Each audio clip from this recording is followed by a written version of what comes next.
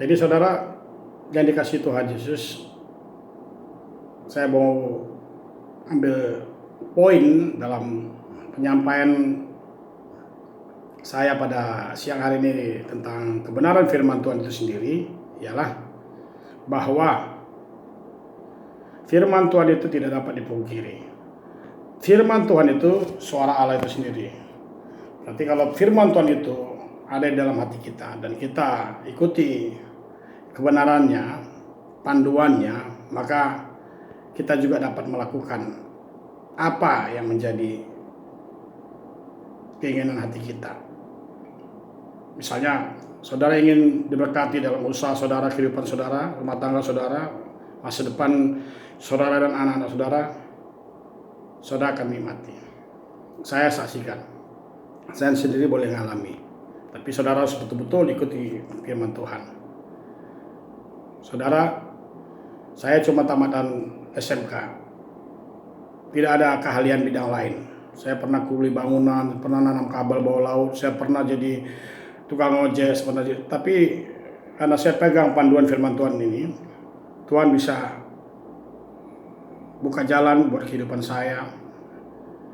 Anak-anak saya 3 sudah sarjana, 1 dokter, 1 lagi masih SD, saudara. Memang sepanjang perjalanan hidup kita dalam rumah tangga itu tidak ada masalah yang tidak datang dalam kehidupan kita. Masalah itu silakan datang, pasti ada. Itu Tuhan izinkan. Tetapi kalau kita berpegang teguh akan kebenaran firman Tuhan, maka Tuhan akan membawa kita ke dalam tiang awan seperti burung elang yang terbang tinggi mengangkat anaknya di atas badai. Saudara bukan tertimpa badai. Saudara bukan diselimuti badai sepanjang hari, tetapi saudara bisa berjalan di atas badai, saudara. Dan pencobaan-pencobaan yang Tuhan izinkan itu sesuai firman-Nya dalam 1 Korintus 10 ayat 13 adalah pencobaan biasa. Tidak akan melebihi kekuatan saudara. Pencobaan itu ibaratnya bumbu masak, saudara. Saudara pasti sanggup. Karena Tuhan yang memberikan, maka Tuhan yang akan menolong saudara, memberikan jalan keluar. Jangan lari dari masalah. Masalah itu pasti ada. Dan setelah saya jalani hidup ini hingga sekarang usia 56 tahun, saya sudah melihat janji firman Tuhan itu tentang harta duniawi, saudara, tentang kesuksesan, tentang berkat duniawi. Saya sudah alami. Dan saya sudah tidak ragu lagi firman Tuhan itu. Firman Tuhan iya dan amin, saudara. Sesuai firman-Nya dalam Amsal 10 ayat 22. Berkat Tuhan sajalah yang membuat kau kaya, jerih payahmu tidak menambahi. Sia-sia, saudara. Dan saya sudah jalani. Dan saya sekarang masuk ke fase tangan kanan Tuhan. Tangan kanan Tuhan itu berbicara tentang keselamatan dan umur panjang. Karena saudara tahu kalau dalam istilah tangan kanan, baik dimanapun dalam kehidupan sehari-hari, baik di bisnis, di pemerintahan, kalau sudah tangan kanan, saudara, itu berarti itu udah orang-orang pilihan, saudara. Tangan kanan tuh, saudara tahu tuh tangan tuh kanan tuh baik dipakai untuk makan mulia. Soalnya yang kebiasaan tangan kiri, saudara. Tapi tangan kiri itu pasti dipakai untuk kotoran, saudara.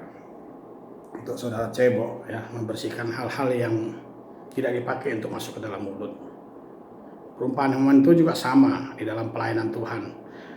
Di dalam kita mengiring Tuhan Yesus, mau menyampaikan kebenaran firman Tuhan ini dengan motivasi apa? Kalau motivasi kita memang orientasinya ke surga, pasti kita menjadi tangan kanan Tuhan. Dan Tuhan pasti memberi kuasa kepada kita untuk melakukan mujizat.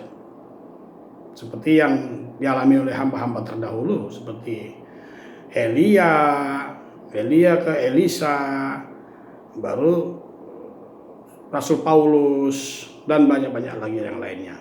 Ya, saudara, kita pelajari bagaimana hamba-hamba Tuhan tersebut disertai oleh bermacam-macam mujizat. Saudara, saya buka di dalam Amsal 3 ayat 16. Saudara bisa baca ini.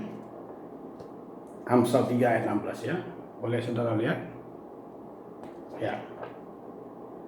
Ini panduannya, saudara, ya. Amsal 3 ayat 16. Di tangan kananku keselamatan dan umur panjang. di tangan kiriku kekayaan dan kehormatan. Saudara, jadi Tuhan sudah menyampaikan pilihan ada di tangan saudara. Saudara mau jadi pendeta, mau pelayan Tuhan full timer, fokus sungguh-sungguh untuk melayani Tuhan, meninggalkan kegiatan duniawi, sekuler, komersial, profesional. Saudara sudah menyatakan diri saudara full timer untuk melayani Tuhan. Pilihan ada di tangan saudara. Firman Tuhan terbuka, berbahasa di mana negara tersebut berada, firman Tuhan tersebut. Bahasa Indonesia yang mudah dicerna. Saudara bisa membacanya. Saudara tahu apa arahnya. Nah, kalau saudara mengambil inisiatif ke tangan kiri Tuhan, saudara lihat tangan kiri Tuhan. Ini tangan kiri saudara ya. Berangkat dari hati saudara. Titik nolnya berada di sini. Saudara lihat, titik nolnya berada di sini. Di tengah, di hati. Hati itu membelah saudara ya. Dia tidak boleh separuh-separuh, harus full, berbentuk love. Jadi saudara berangkat dari titik nol tersebut, saudara mengangkat sumpah, saudara mau melayani Tuhan, tetapi saudara mulai tergiring ke kiri. Daya tariknya seperti magnet.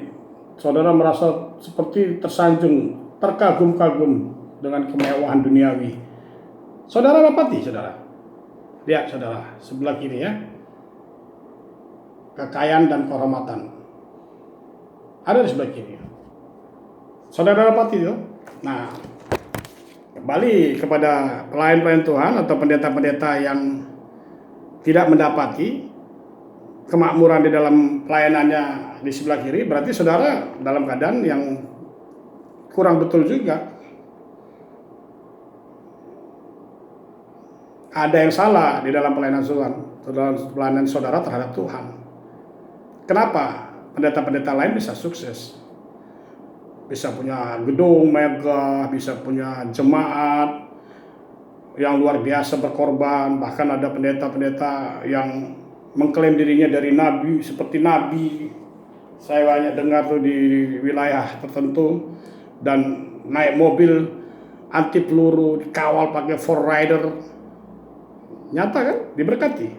Tuhan genapi firman-Nya. Firman Tuhan iya dan amin. Tuhan tidak pernah ingkar janji. Tuhan akan berikan tangan kiri Tuhan.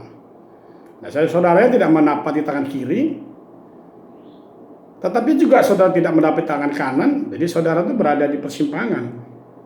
Saudara salah dalam melayani Tuhan berarti. Ada yang kurang pas. Kesungguhan saudara patut dipertanyakan. Kenapa pendeta lain bisa sukses, bisa makmur? Kenapa saudara tidak?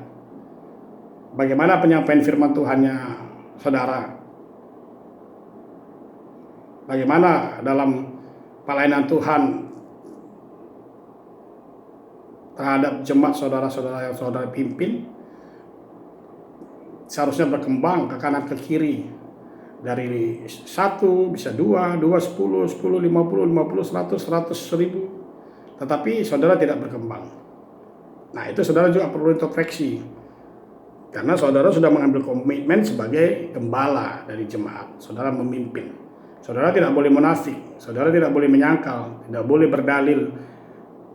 Tuhan dari dulu sekarang sampai selama-lamanya sama, tidak berubah. Jadi saudara bangga atau saudara berdalil, berbohong terhadap isi saudara dengan jemaat yang cuma 50, saudara katakan bahwa itulah sudah memang yang saudara inginkan. Salah. Saudara pasti ingin jauh lebih besar lagi. Lain hal seperti saya tidak melayani di mimbar saudara. Saya meniru apa yang dilakukan oleh Rasul Paulus. Sesuai amanah agung Tuhan Yesus dalam Kisah Para Rasul 1, pasal Para Rasul 1 ayat 8. Pergi, kabarkan firman Tuhan dari Samaria, Galilea, Judea sampai penjuru bumi. Jadi bukan di tempat saudara. Jadi kita tidak di tempat saja menganjurkan. Tapi kita menjadi contoh saudara. Lebih baik satu teladan daripada berjuta kata-kata. Itu kata firman Tuhan. Jadi kita menjadi korban bagi orang lain. Bukan kita mengorbankan orang lain untuk kepentingan diri kita sendiri. Jadi saudara, kalau pendeta yang sudah diberkati duniawi, berlimpah, luar biasa, sukses, punya jemaat 10 puluhan ribu, punya gedung, punya mewah, punya tabungan, saudara sudah nikmati tangan kiri Tuhan. Tetapi di tangan kanan Tuhan, saudara tidak akan dapati. Tangan kanan Tuhan itu bicara tentang keselamatan dan umur panjang. Tuhan kasih kita pilihan. Ada dua pilihan, tangan kiri dan tangan kanan. Kalau saudara sudah mengambil inisiatif untuk melayani dengan motivasi atau orientasi ke tangan kiri, saudara tidak akan bisa mendapatkan tangan kanan. Itu sudah hukumnya. Hukum sorgawi dan demikian saudara. Karena sesuai firman Tuhan di dalam Matius 6 ayat 24, Allah tidak mau disatukan dengan mamun. Karena tidak ada manusia yang bisa mengabdi kepada dua tuan. Kalau dia mengabdi kepada tuan yang satu, pasti yang satu dia akan jelek-jelekin saudara. Itu sudah pasti saudara. Begitu juga di dalam pelayanan Tuhan. Kalau saudara sudah mengejar harta duniawi yang sebelah kiri ini, saudara tidak akan dapat tangan kanan kuasa Tuhan seperti yang dilakukan oleh Rasul Paulus, seperti yang dialami oleh Elia maupun Elisa dalam pelayanan. Saudara tidak akan bisa. Itu udah rumus. Lockdown, saudara tidak bisa rubah. Saudara mau lakukan mujizat dengan apapun, itu saudara penipuan besar-besaran. Karena rumusnya udah ada di sini. Sini udah konsep saudara. Jadi tidak ada bisa. Jadi kunci dari pelayanan tersebut itu ada dalam firman Tuhan. Tuhan kasih dua pilihan. Tuhan tidak memaksa saudara. Tetapi kalau saudara sudah ambil komitmen berangkat dari titik awal, saudara mulai dasarnya melayani Tuhan, saudara fokus dan dengan motivasi tulus dan ikhlas, dengan hati yang betul-betul cinta akan Tuhan, saudara mengambil jalur kanan, ke kanan, ini jalurnya ini jalur surga saudara ya, ke kanan, ini kiri ini neraka saudara, duniawi itu. Di sini banyak penggemarnya saudara, di kiri, tapi di kanan ini sedikit. Jadi pintunya kecil karena sedikit orang memilih saudara. Nah, saudara akan mengalami mujizat. Saudara akan mengalami kuasa tangan Tuhan. Seperti yang Tuhan katakan. Nah, saudara bisa menjadi perpanjangan tangan Tuhan untuk mendoakan orang-orang yang dalam keadaan sakit ditimpa wabah COVID-19 yang saat ini. Itulah yang menjadi pedoman dalam pelayanan Tuhan itu. Kenapa Rasul Paulus di dalam pelayanannya dikatakan dari pintu ke pintu Rasul Paulus Tuhan sertai dengan bermacam-macam mujizat. Karena Rasul Paulus tidak menyentuh kepentingan duniawi lagi.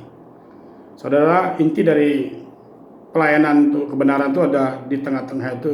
Perpisahannya saudara boleh baca di dalam 1 Korintus 9 ayat 13. 1 Korintus 9 ayat 13 hingga 27. Saudara, tetapi saya bacakan saja di dalam 1 Korintus 9 ayat yang ke-13. Firman-Nya berkata demikian, tahukah kamu bahwa mereka yang melayani dalam tempat kudus mendapatkan penghidupannya dari tempat kudus itu, dan bahwa mereka yang melayani mesbah mendapat bahagian mereka dari mesbah itu. Jadi saudara tidak salah ya, Tuhan sudah katakan tidak salah saudara mendapat upah, mendapat bagian untuk kehidupan saudara dari di mana pelayanan saudara, baik pemain musik, pengirim pujian, penerima tamu, penjaga gedung, ya kan, sampai yang menyampaikan kebenaran firman Tuhan, tidak salah. Di ayat ke-14 dikatakan firman Tuhan, 1 Korintus 9 ayat yang ke-14, demikian pula Tuhan telah menetapkan bahwa mereka yang memberitakan Injil harus hidup dari pemberitaan Injil itu sendiri. Inti di ayat 15, saudara, tetapi aku tidak pernah mempergunakan satupun dari hak-hak aku itu. Aku tidak menulis semuanya itu supaya aku pun diperlakukan demikian. Sebab aku lebih suka mati daripada titik-titik tanda seru saudara ya. Dikatakan supaya aku pun diperlakukan juga demikian. Jadi aku tidak menulis semuanya itu supaya aku pun diperlakukan juga demikian. Itu kata Rasul Paulus, saudara ya. Sebab aku lebih suka mati, kata Rasul Paulus. Aku lebih suka mati daripada titik-titik tanda seru. Ya, kalau saya boleh ambil ayat-ayat yang ditulis di dalam tanda seru tersebut, daripada menerima upah duniawi. Sungguh kemegahanku tidak dapat ditiadakan siapapun juga. Ayat 16, karena jika aku memberitakan Injil, aku tidak punya alasan memegahkan diri, kata firman Tuhan, saudara ya. Jadi, saudara, di ayat yang ke-27, saudara, di ayat yang ke-27, kalau saudara boleh baca, di ayat yang ke-27 itu jelas dikatakan bahwa ayat yang ke-27, tetapi dalam melatih tubuh dan menguasainya seluruhnya, supaya sesudah memberitakan Injil kepada orang lain, jangan aku sendiri ditolak. Saudara, nanti saudara bisa baca pelan-pelan, saudara minta hikmat dari Tuhan. Di sini inti dalam pelayanan tersebut, bagaimana Rasul Paulus tersebut melayani Tuhan dengan sungguh-sungguh, tidak mengambil keuntungan, tidak menjual-jual firman, tapi dia melayani Tuhan dengan sungguh-sungguh. Maka Rasul Paulus juga sudah mengatakan di dalam firman-Nya, hidup Kristus, hidup untuk Kristus, maka mati keuntungan. Tapi kalau hamba-hamba Tuhan, pendeta-pendeta sekarang tersebut, karena hidupnya bukan untuk Kristus, tapi untuk dunia, untuk kepentingan duniawi, mengumpulkan harta duniawi, maka bagi pendeta-pendeta yang merasa kaya, yang merasa diberkati duniawi, kematian itu adalah suatu ketakutan, suatu kerugian. Jadi sangat bertolak belakang dengan firman Tuhan itu sendiri. Jadi Rasul Paulus sudah memberikan contoh, saudara. Hidupmu untuk Kristus, maka mati adalah keuntungan. Tapi kalau pendeta-pendeta sekarang, mayoritas, karena hidupnya untuk duniawi, dia sudah terlanjur mengumpulkan pundi-pundi duniawinya, maka kematian itu adalah satu kerugian bagi dirinya. Karena dengan kematian dia meninggalkan banyak harta di dunia ini. Jadi dia merasa ketakutan ketemu Tuhan Yesus. Tapi kalau Rasul Paulus, dia justru bangga bisa bertemu Tuhan Yesus. Karena dia melayani Tuhan dengan sungguh-sungguh. Suatu saat dia rindu bertemu muka dengan Tuhan Yesus, face to face. Jadi kalau mati bagi Rasul Paulus keuntungan. Karena dia tidak membawa apa-apa dalam kematiannya dan tidak memiliki harta apapun di dunia ini. Hartanya hanya iman. Dan hatinya hanya fokus kepada Tuhan, dan hati itu tempatnya kerajaan Allah, tempatnya Roh Kudus bersemayam. Makanya kuasa-kuasa mujizat sering dialami oleh Rasul Paulus. Yang dapat melakukan mujizat itu hanya Roh Kudus, karena Roh Kudus itu adalah Roh Allah itu sendiri. Jadi kalau orang bisa melakukan mujizat katanya di depan orang berkali-kali, saudara jangan percaya. Saudara dibohongi, saudara harus punya hikmat, saudara pintar, saudara jangan takut untuk menyangkal segala bentuk kamuflase di dalam dunia ini. Dunia ini makin akhir makin jahat, saudara. Saudaranya berdoa sama firman Tuhan. Takut akan Tuhan, kunci dari segala-galanya, saudara. Taat. Jadi saudara jangan percaya dengan orang berkata bisa melakukan mujizat. Karena mujizat itu tidak bisa dipanggil-panggil, saudara ya. Tidak bisa diundang-undang. Tidak bisa ditarik-tarik, walaupun dengan bermacam-macam cara saudara untuk membuat ritual, seperti ritual keagamaan itu tidak ada, saudara. Tidak berlaku di mata Tuhan. Kita ini hanya barang yang hina, saudara.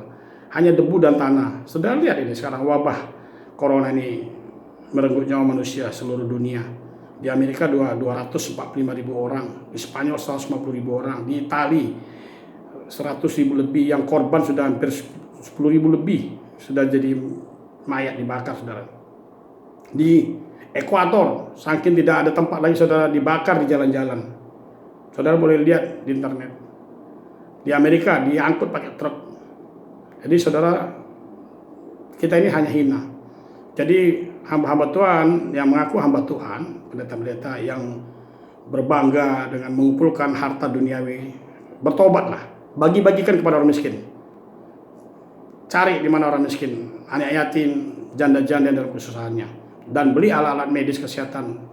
Dukung dalam pelayanan pemerintah, man to man, face to face. Kamu datang bergerak, bantu rumah-rumah sakit. Kalau tidak, virus ini akan mengejar kau. Virus corona ini akan mengejar kau dan keluargamu kemanapun kamu pergi. Jadi saudara, ada tahapannya virus ini. Dulu masih MERS dari Arab Saudi, itu melalui kuku sapi dan unta, MARS, ya kan? Kuku kambing. Tapi dari Cina, dari Guangzhou kalau tidak salah pada waktu itu SARS, masih CNH25, itu flu burung dari ayam, dari babi. Nah sekarang berkeliaran, berterbang, saudara. Dikatakan, walaupun kita tidak bisa pastikan karena belum ada bukti ilmiah kebenarannya bahwa ini dari paniki, dari kelelawar, dan ini SARS ini tidak melalui binatangnya kita sentuh, tetapi dia berterbangan, saudara. Dia bisa hidup di udara selama 3 jam mencari sasaran. Tapi kalau saudara mengunci diri, menjaga kebersihan di rumah, mengamankan diri, saudara terhindar sesuai anjuran pemerintah. Kemudiannya ini bisa lebih parah lagi, saudara. Bisa virus itu yang akan diizinkan Tuhan terjadi mengejar manusia kemana saudara pergi. Asal ada celah lubang, saudara, dia akan masuk. Walaupun Anda berada di rumah, di kantor, mengunci diri. Kunci salah satu-satunya hanya kita bertobat. Kita hanya mendekatkan diri kepada Tuhan. Karena Tuhan sendiri yang menciptakan segala makhluk hidup, baik yang nampak dengan kasat mata maupun tidak. Seperti yang Tuhan lakukan kepada bangsa Niniwi melalui Yunus, dan bangsa tersebut bertobat, Tuhan hentikan rencananya untuk menghancurkan negeri Niniwi tersebut. Tidak sebaliknya dengan Sodom dan Gomora, di mana Tuhan sudah mengirim 2 malaikat dan bernegosiasi dengan Abraham, tetapi tidak sesuai apa yang diinginkan. Dari mulai 100 sampai 10 tidak ada yang berkenan di mata Tuhan, dan Tuhan hancurkan Sodom dan Gomora. Jadi saudara ingat, saudara jangan bangga dengan harta duniawi. Saudara hiduplah dengan takut akan Tuhan. Jangan mengambil haknya orang lain. Harta duniawi itu hanya sementara, titipan. Dan saudara, di tangan kanan Tuhan keselamatan umur panjang. Dan itulah kunci pelayanan sebenarnya kalau saudara mau sungguh-sungguh mengakui kebenaran firman Tuhan. Saya tidak ingin mau menjatuhkan atau mendiskreditkan pendeta-pendeta, tetapi saya hanya menyampaikan kebenaran firman Tuhan. Saya bisa pertanggungjawabkan kebenaran Tuhan, ya dan amin. Kita harus patuh dengan panduannya. Ini hukumnya Tuhan. Hukum dari segala hukum. Yang tertinggi adalah kasih. Jadi saudara, kalau saudara sungguh-sungguh melayani Tuhan dan tidak berorientasi kepada materi, Tuhan pasti kasih kuasa mujizat untuk tumpang tangan akan atas orang sakit, maka terjadi kesembuhan. Karena janji firman Tuhan, di tangan kananku keselamatan dan umur panjang. Jadi kalau saudara betul-betul melayani Tuhan, tidak mencari keuntungan, tidak mencari kekayaan, tidak berorientasi dengan harta duniawi, tidak mengingini kemewahan, kehidupan hedonis, maka apa yang menjadi upah saudara? Seperti Rasul Paulus katakan tadi, apakah upahku? Di ayat 18. Kalau demikian, apakah upahku? Ya upahku ialah melayani Tuhan tanpa upah. Nah karena Rasul Paulus tidak mengambil upah duniawi, maka Tuhan berkenan tinggal di dalam dirinya. Karena firman Tuhan di dalam Matius 6 ayat 24 jelas dikatakan, Tuhan tidak ingin disatukan dengan mamon, tidak bisa disatukan dengan mamon. Kalau saudara sudah mengumpulkan mamon, harta duniawi, Tuhan akan pergi. Walaupun saudara memanggil-manggil nama Tuhan seperti firman Tuhan di dalam Lukas, nyahlah engkau hai sekalian yang membuat kejahatan. Mulutmu saja memanggil-manggil namaku, tetapi hatimu jauh daripadaku. Jadi hati saudara itu jauh daripada Tuhan. Jadi Tuhan tidak bersemayam di hati saudara. Tuhan jauh meninggalkan saudara. Karena di hati saudara yang ada harta duniawi. Tidak seperti Rasul Paulus, karena dia tidak menginginkan harta duniawi, dikatakan, lebih baik aku mati daripada menerima upah duniawi. Walaupun Rasul Paulus punya hak untuk menerima apa yang menjadi bagian pelayan Tuhan, tapi dia tidak mengambilnya. Dia bekerja, saudara. Dia bekerja siang dan malam. Dia membuat tenda, dia menjual. Dari hasil jualan keuntungannya itu terus dia pakai untuk pelayanan. Dan itu juga yang saya lakukan, saudara. Nah, saudara, kalau saudara sungguh-sungguh pegang firman Tuhan, saudara sudah dapat tangan kiri saudara. Saudara sudah dapat tangan kiri. Kekayaan dan kehormatan. Sudah dapat, toh? Yang saya maksud, saudara sudah dapat. Tuhan itu genapi. Kekayaan dan kehormatan Tuhan berikan. Tetapi saudara tidak bisa persatukan dengan tangan kanan. Kalau saudara mau mengambil tangan kanan Tuhan, kembali mau dapat kuasanya untuk bisa melayani mujizat Tuhan, tangan kanan sembuh, orang sakit Tuhan bisa sembuhkan, saudara doakan, ya saudara harus kembali ke titik nol, mundur lagi ke titik nol. Berarti apa yang sudah saudara kumpulkan selama ini, 10 tahun, 20 tahun, 30 tahun, 50 tahun, saudara harus jual kembali. Jual, nolkan diri saudara, bagikan kepada orang miskin. Baru saudara mulai start lagi dari titik awal, mundur lagi saudara, mulai lagi ke kanan. Saudara tidak bisa langsung dari kiri saudara bersatu ke kanan, itu tidak bisa. Tidak bisa, tangan kanan tangan kiri Tuhan saudara satukan. Tuhan sudah katakan di dalam Matius 6 ayat 24. Tuhan tidak akan bisa disatukan dengan mammon. Allah tidak mau disatukan dengan mammon. Karena mammon itu barang yang hina, saudara. Harta dunia itu hina di mata Tuhan. Itu ada di telapak kaki Tuhan pun tidak layak. Padahal Tuhan mengajak saudara ke sorga. Sementara saudara melayani Tuhan itu sudah mengkoar-koar, menggaungkan tentang kerajaan sorga. Tapi saudara faktanya mengejar harta duniawi. Tuhan berikan. Ini kan janji firman Tuhan, Amsal 3:16. Tuhan berikan. Tetapi yang mau saya sampaikan, saudara jangan memanipulasi firman Tuhan dengan kekayaanmu luar biasa. Saudara semakin hari semakin meninggalkan Tuhan. Makin jauh saudara, makin jauh. Tetapi saudara tidak bertobat-tobat. Tidak ada bisa menyembuhkan penyakit apapun. Tuhan tidak berkenan memberikan kuasa mujizat itu kepada saudara. Kalau saudara sudah mengambil komitmen untuk mengumpulkan harta duniawi ini. Karena itu musuhnya Tuhan. Jadi saudara bukan hambanya Tuhan lagi. Justru saudara hambatannya Tuhan. Harta dunia inilah hambatannya Tuhan.